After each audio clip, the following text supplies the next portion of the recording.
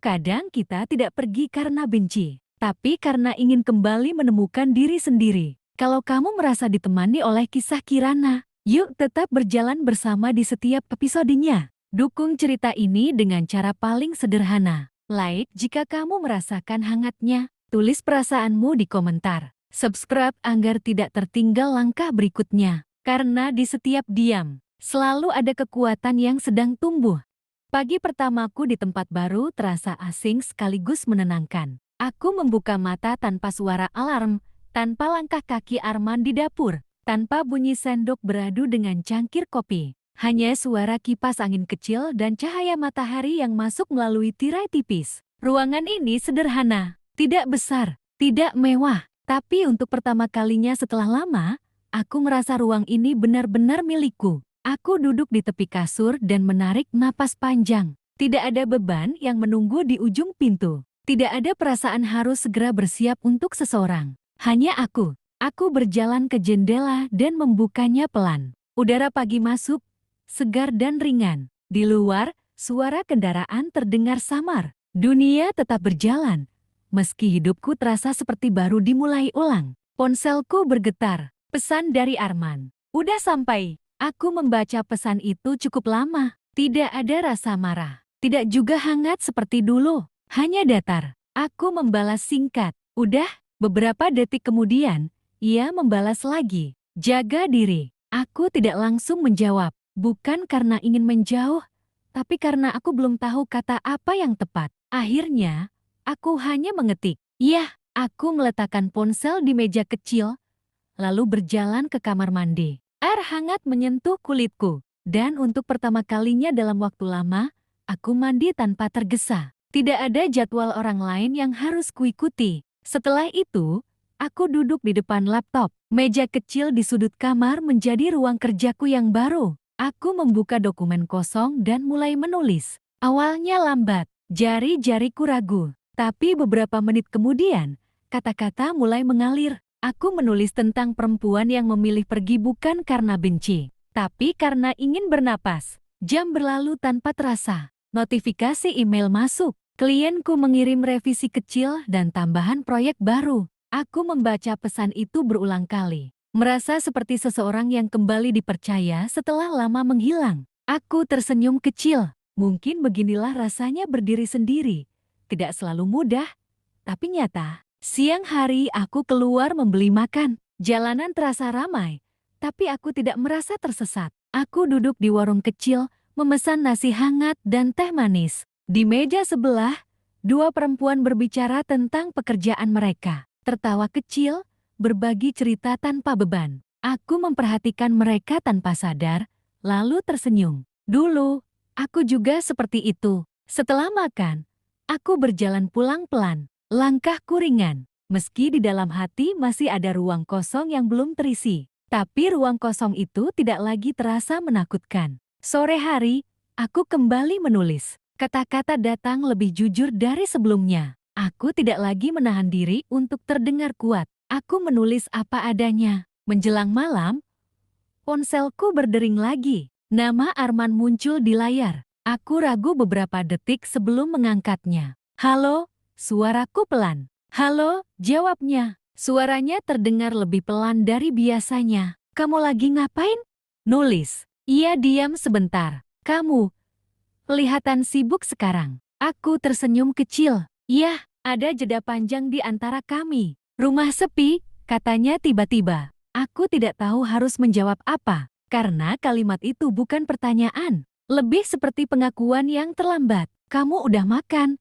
Tanyaku akhirnya. Udah, kami terdiam lagi. Dulu, jeda seperti ini membuatku panik. Sekarang, jeda itu terasa netral. Aku cuma mau dengar suara kamu, katanya pelan. Dadaku terasa hangat sekaligus perih. Aku baik-baik aja, jawabku. Ia menarik napas panjang. Iya, aku senang dengernya. Telepon berakhir tanpa kata-kata besar, tanpa janji, tanpa pertengkaran. Aku meletakkan ponsel dan menatap layar laptop. Huruf-huruf di sana terlihat berbeda, lebih hidup. Malam itu aku menulis sampai larut. Tidak ada yang mengganggu. Tidak ada perasaan harus berhenti demi orang lain.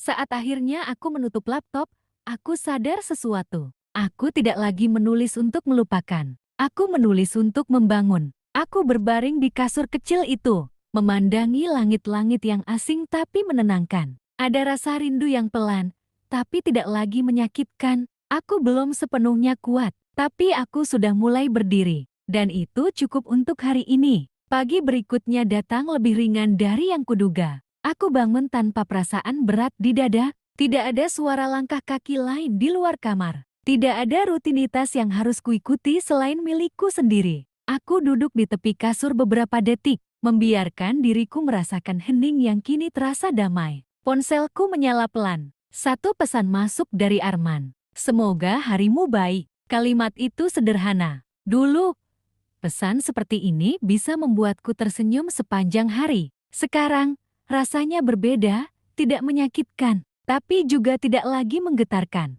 Aku membalas singkat, makasih. Setelah itu, aku membuka laptop dan mulai bekerja. Tulisan demi tulisan selesai lebih cepat dari yang kubayangkan. Aku mulai terbiasa dengan ritme baru ini, bangun, menulis, keluar sebentar, lalu kembali lagi ke kata-kata. Siang hari aku menerima panggilan dari klien baru. Mereka menawarkan proyek yang sedikit lebih besar. Suara di ujung telepon terdengar antusias. Saat membicarakan ide-ide yang pernah kutulis dulu, aku tersenyum tanpa sadar. Senang akhirnya bisa kerja sama lagi sama kamu, Mbak Kirana, kata mereka. Kalimat itu terasa hangat, seperti seseorang yang akhirnya melihatku bukan hanya sebagai istri seseorang, tapi sebagai diriku sendiri. Setelah telepon selesai, aku duduk diam beberapa menit. Ada rasa bangga kecil yang tumbuh pelan. Aku tidak lagi menunggu pengakuan dari rumah yang dulu terasa dingin. Sore hari, aku berjalan ke taman kecil di dekat tempat tinggalku. Angin sore menyentuh wajahku dengan lembut. Beberapa anak berlari-lari, tertawa tanpa beban. Aku duduk di bangku kayu dan membuka buku catatan. Aku menulis tentang perjalanan yang tidak terlihat, tentang perempuan yang perlahan menemukan kembali langkahnya. Saat sedang menulis, ponselku berdering lagi. Nama Arman muncul. Aku mengangkatnya setelah beberapa detik. Kamu lagi di luar? Tanyanya. Iya, lagi di taman. Ia diam sebentar. Aku pulang cepat hari ini. Aku tidak langsung menjawab. Kerjaan lagi banyak? Tanyanya lagi. Iya, lumayan. Ia menghela napas pelan. Di rumah rasanya aneh. Aku menatap langit yang mulai berubah warna. Kamu bakal terbiasa. Kalimat itu keluar begitu saja. Tidak dingin, tapi juga tidak hangat seperti dulu. Kirana, suaranya terdengar ragu. Kamu bahagia di sana? Aku memikirkan pertanyaan itu sebentar. Aku lagi belajar. Jawabku, sama seperti malam sebelum aku pergi. Ia tidak berkata apa-apa lagi. Hanya suara napasnya yang terdengar samar. Lalu percakapan berakhir dengan ucapan singkat. Malam itu aku kembali ke kamar dengan perasaan yang lebih stabil. Aku memasak makanan sederhana, duduk di meja kecil, dan makan sambil membaca ulang tulisanku. Ada bagian dari diriku yang merasa lega, bukan karena semuanya mudah, tapi karena aku tidak lagi merasa kehilangan arah. Hari-hari berikutnya berjalan pelan. Aku mulai memiliki jadwal sendiri. Pagi untuk menulis, siang untuk bertemu klien secara daring, sore untuk berjalan sebentar di luar. Suatu malam, pesan dari Arman datang lebih panjang dari biasanya. Hari ini aku pulang lebih awal, tapi rumah terasa kosong. Aku baru sadar kamu biasanya duduk di sofa sambil nulis. Ternyata suara keyboard itu bikin rumah terasa hidup. Aku membaca pesan itu lama. Ada rasa hangat sekaligus sedih. Bukan karena ingin kembali, tapi karena akhirnya ia mulai melihat sesuatu yang dulu sering diabaikan. Aku membalas pelan. Semoga kamu baik-baik aja. Tidak lebih. Aku tidak ingin membuka luka lama. Aku juga tidak ingin menutup pintu sepenuhnya. Untuk sekarang, jarak ini terasa cukup. Beberapa hari kemudian, aku mendapat pembayaran pertama dari proyek baruku. Angkanya tidak besar, tapi cukup untuk membuatku tersenyum lama. Aku menatap layar ponsel, merasa seperti seseorang yang baru saja menemukan kembali pijakannya. Aku duduk di tepi kasur dan menulis satu kalimat di buku catatan. Hari ini aku membayar kebutuhanku sendiri dengan kata-kataku. Kalimat itu sederhana, tapi terasa kuat. Malam itu aku mematikan lampu lebih awal, berbaring dengan perasaan lelah yang menyenangkan. Tidak ada suara lain di kamar, hanya detak jam dan napasku sendiri. Aku sadar, perjalanan ini belum selesai. Ada hari-hari yang mungkin terasa sepi. Ada malam yang mungkin dipenuhi rindu. Tapi untuk pertama kalinya, aku tidak takut menghadapi semuanya sendirian. Aku tidak lagi berdiri di bayangan seseorang. Aku berdiri di atas kakiku sendiri. Dan pelan-pelan, aku mulai percaya bahwa perempuan yang dulu hilang di balik kesibukan orang lain, kini sedang kembali pulang pada dirinya sendiri. Terima kasih sudah menemani cerita ini sampai akhir. Jika kisah-kisah seperti ini terasa dekat dengan hidupmu, jangan lupa subscribe. Kita akan bertemu lagi di episode berikutnya.